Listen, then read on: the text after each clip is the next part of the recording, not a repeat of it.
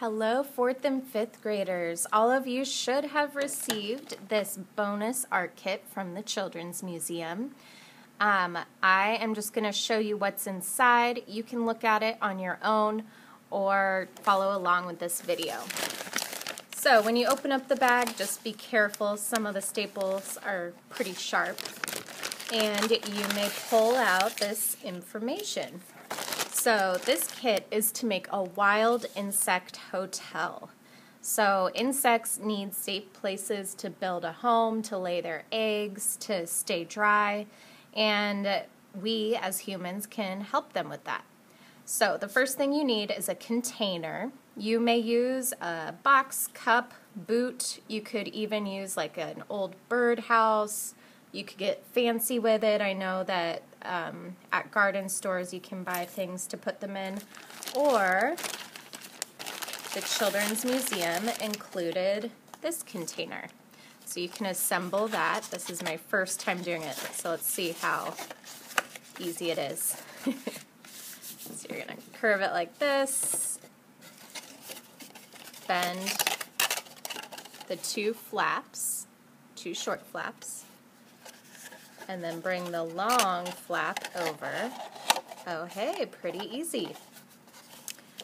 Now they cut some cute wavy lines there. You could decorate it with a Sharpie if you want. And that's what we're going to put our materials in.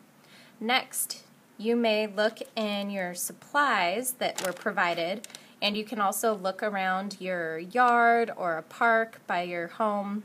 Any natural materials can go in here. Same with even if you're brushing your dog or cat, that's helpful for animals and insects too. Next, on these two pages, you can read about the different beneficial insects that help our gardens and the good bugs, the good insects that we want around, and see which ones you want to attract and what materials to put in them. So for me, for example, I deal with aphids. I like to grow sweet pea flowers, and I get so many aphids.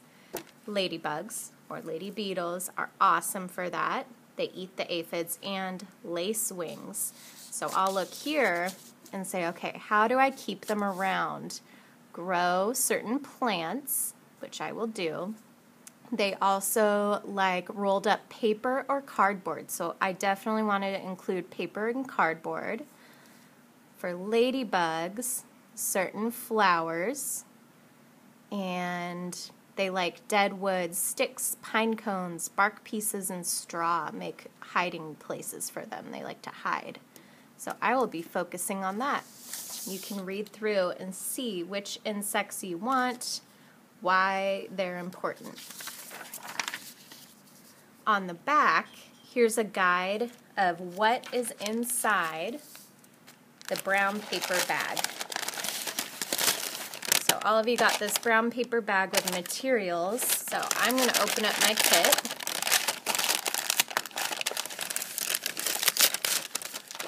And dump out the materials. Ooh. And again, you can collect your own materials too. My recommendation though is that you make sure they're dry so it doesn't get all moldy.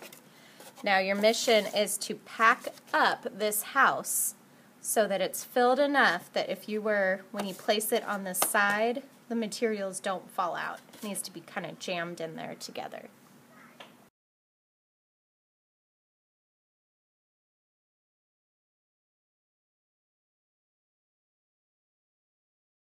Here's my complete insect hotel. It took some wiggling around. It took quite a bit of time for me to get things to stay put, but now it's pretty stable. I added some cardboard that I cut up and wedged the straws and sticks in, the wooden straws there. And the next step is to find a place to put it, and it's going to be outside, of course, sheltered away from the wind and the rain, not too much sunshine, so kind of hidden and tucked away.